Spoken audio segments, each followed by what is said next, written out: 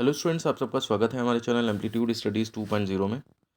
देखिए, मैथ्स के वीडियो में आपका स्वागत है और इस वीडियो में हम जानते हैं कि हम आपको सार्थक की बुक के मैथ्स के सॉल्यूशन अवेलेबल कराते हैं।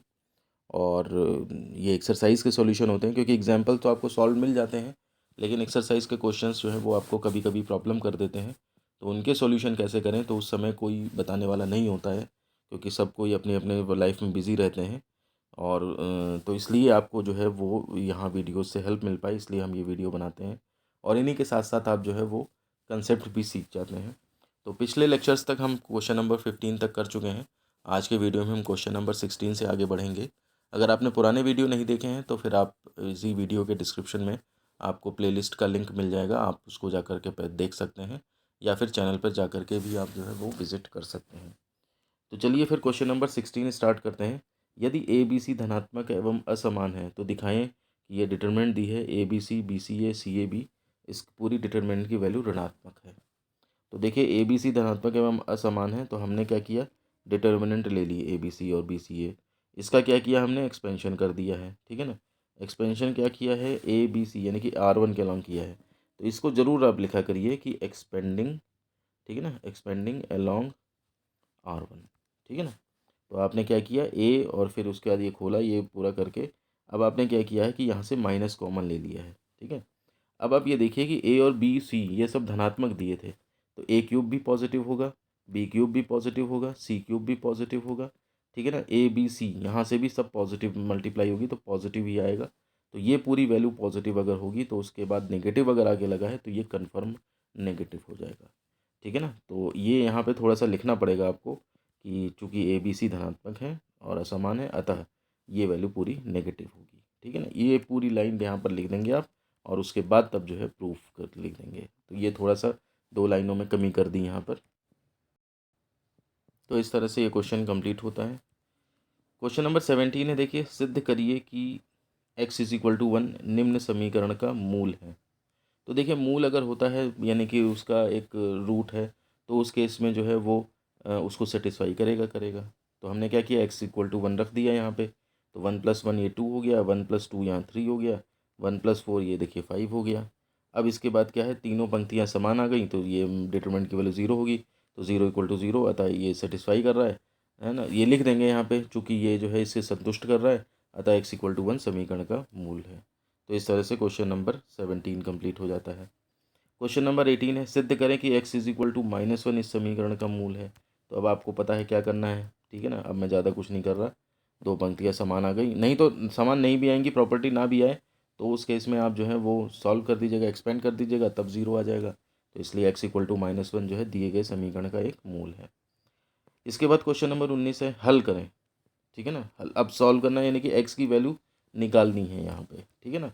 तो हमें जो दिया है इसको थोड़ा सा हम सॉल्व करेंगे, तो प्रॉपर्टी लगा देते हैं, C1 tends to C1 + C2 + C3। तो यहाँ से देखिए, ठीक है ना, तो ये आपका x+9 x+9 x+9, और बाकी यहाँ पे इसी तरह से रहेंगे। तो x+9 जो है वो टोटल बाहर निकाल लिया, अब अंदर जो है 1 1 1, और इस तरह से ये बचा। अब R2 tends to R2 - R1, R3 tends to R3 - तो 2 0 यहाँ बन गए, ठीक। अब जो है हम C1 के अलॉन्ग एक्सपेंड कर देंगे, इसको लिखना पड़ेगा यहाँ पे कि एक्सपेंडिंग अलॉन्ग C1। तो ये x+9 1, और इसकी मल्टीप्लाई माइनस इसकी मल्टीप्लाई, ठीक है ना। तो इस तरह से अब यहाँ पर देखिए आप, x+9 इंटू x-1 का होल स्क्वायर, ये ले लीजिए इससे, तो x = -9 वैल्यू आ गई, और इससे ले लीजिए तो x = 1 आ गई वैल्यू। तो x = 1 और -9 आ गई, और ये हमारी इस तरह से जो हमें वैल्यू निकालनी थी, ठीक है ना, लिखा था यहाँ पे क्या, हल करें मतलब x की वैल्यू निकालें, तो वो x की वैल्यू यहाँ पे आ गई है, ठीक है। फिर क्वेश्चन नंबर 20 है, इसमें भी आपको x की वैल्यू ही निकालनी है। तो देखिए कैसे निकलेगी, x+a b c, और इस तरह वही कॉन्सेप्ट यहाँ पे भी लगाइए, C1 tends to C1 + C2 + C3, तो C1 पे सब बराबर आ जाएगा, ठीक है ना। तो अगर आप डायरेक्ट खोल दोगे ना तो x³ तक आ जाएंगे अंदर, फिर सॉल्व करना, वो शेषफल प्रमेय वगैरह लगानी पड़ेगी, वो और ज़्यादा कॉम्प्लिकेटेड हो जाएगा। तो इसलिए ट्रिक ये यूज़ पहले ही कर लें। अब यहाँ पर देखिए, ये पूरा कॉमन मिल गया हमें यहाँ पे, x+a + b+b, ये 1 1 1 हो गया, bc x+b b x+c। अब ये 0 0 कर लीजिए, इसको 0 कर लीजिए, इसको 0 कर लीजिए।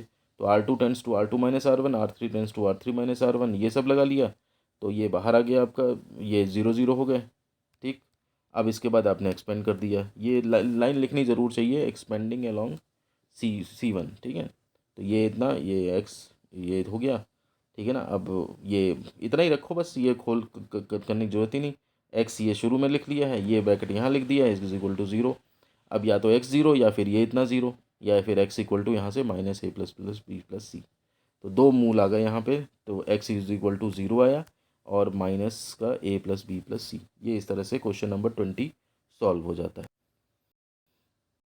के बाद देखिए क्वेश्चन नंबर 21 है a + x a - x a - x a - x a + x a - x, इस तरह से। और इसमें से भी वही सॉल्व करना है, यानी कि x की वैल्यू निकालनी है। तो वही चीज़ आपने यहाँ पे निकाली, C1 tends to C1 + C2 + C3 करा, तो यहाँ पे सब में 3a - x मिल जाता है, जो कि कॉमन हो जाएगा और 1 1 1 बचेंगे यहाँ पे। अब आप क्या करोगे, वही तरीका है, R2 tends to R2 - R1, R3 tends to R3 - R1, ठीक है ना। तो यहाँ पर ये फिर इस तरह से बचेंगे, कुछ 2 0 और आ जाते हैं और आसान हो जाता है क्वेश्चन। और इसके बाद आप क्या करोगे, एक्सपेंडिंग अलोंग C1 कर दोगे, ठीक है ना, एक्सपेंडिंग अलोंग C1। तो जब इसके अलोंग जो है वो एक्सपेंड कर दोगे, तो देखिए आपके पास कितना आ जाएगा, 3a - x, ये तो बाहर है ही, और अंदर जब खोलोगे तो ये 2x × 2x - 0 × 0, यानी कि 4x² आ जाएगा। अब यहाँ से x² 0, तो x इक्वल टू 0 हो जाएगा, 3a - x 0, तो x इक्वल टू 3a हो जाएगा। तो 0 और 3a ये जो है वो वैल्यूज़ आ जाती हैं, ठीक है ना। इसके बाद देखिए क्वेश्चन नंबर 22 पे पहुँचते हैं हम, ठीक। ये इसमें क्या है, इसमें भी x की वैल्यू सॉल्व करके निकालनी है, p + x q + x r + x। ये क्वेश्चन इसी तरह से दिए हैं कि हर बार वही C1 tends to C1 + C2 + C3 करके सेम आ जाना है। तो हमने अप्लाई किया, ये देखिए यहाँ पे सेम आ गया, ठीक है। p + q + r + 3x, ये वही चीज़ आ रही है हर बार। तो ये आपने बाहर ले लिया, अंदर 1 1 1 बच गया, ठीक है ना। अब इसके बाद वही R2 tends to R2 - R1, R3 tends to R3 - R1, यानी कि यहाँ और यहाँ पर 0 बनाने की कोशिश है। तो ये सॉल्व करके फिर इतना है अप्लाई करके, फिर आपने क्या करना है, C1 के अलोंग एक्सपेंड कर देना है। तो ये यहाँ पे एक्सपेंडिंग अलोंग C1 ये करेंगे, तो ये वाला आपका ये इतना इंटू इतना माइनस इतना इंटू इतना, ये मेन आएगा बाकी, ठीक है। अब इसमें यहाँ पे इसको सॉल्व करा है, थोड़ा सा कुछ कटा कुटा है, तो इस तरह से आ गया। अब यहाँ पर देखिए आपको x की वैल्यू चाहिए, ठीक है। तो यहाँ पर तो देखिए ये नंबर है, अंदर तो x है ही नहीं, तो इसलिए जो है वो आप इस अंदर से कुछ भी रहे उससे मतलब ही नहीं है। आप ये ले लो, p + q + r + 3x is equal to 0, और ये 3x is equal to minus का इतना, x is equal to minus का इतना, ठीक है। तो ये देखिए अब जो है वो, अगर आप ध्यान दे रहे हो तो ये राइटिंग यहाँ तक स्टूडेंट्स की है और ये राइटिंग यहाँ पर है। तो ये मैं बताना चाहूँगा कि ये हमारे ही स्टूडेंट हैं, एक हैं दिव्या और एक हैं हिमांशी। ये दोनों लोग क्लास में बैठ करके सॉल्व करते रहते हैं, स्टूडियस बच्चे हैं। और ये क्वेश्चन यहाँ पे इनका अटक गया था और आगे बढ़ नहीं रहा था, लेकिन थोड़ा देख नहीं पा रहे थे ये लोग कि ये साफ साफ नज़र आ रहा है। तो ये मेरे पास फिर क्लास में लेकर के आए पढ़ाने के बीच में कि ये क्वेश्चन इसके आगे नहीं सॉल्व हो रहा है, जगह छोड़ रखी थी उन्होंने, तो मैंने ही अपने पेन से फिर यहाँ पर ये मेरी राइटिंग में इसको सॉल्व कर दिया है। ये सब उनकी ही मेहनत का परिणाम है कि आप लोगों को ये वीडियो मिल पा रहे हैं। और बस जहाँ पर दिक्कत होती है तो थोड़ी सी मैं हेल्प कर देता हूँ, बाकी वो 99% बच्चे जो हैं वो खुद ही कर देते हैं, ठीक है ना। तो हम सबकी तरफ से उनको धन्यवाद भी करेंगे। और अब इस वीडियो में हम यहीं तक सॉल्व करेंगे, इसके आगे जो है वो 23rd क्वेश्चन है, वहाँ से फिर हम आगे नेक्स्ट वीडियो में स्टार्ट करेंगे। तो इस वीडियो को फिर यहीं पे ख़त्म करते हैं। अगर वीडियो पसंद आए तो लाइक करिएगा, दोस्तों में शेयर करिएगा, कमेंट करके बताइएगा कि आपको कैसा लगा ये वीडियो, और मिलते हैं आपसे किसी नेक्स्ट वीडियो में। धन्यवाद।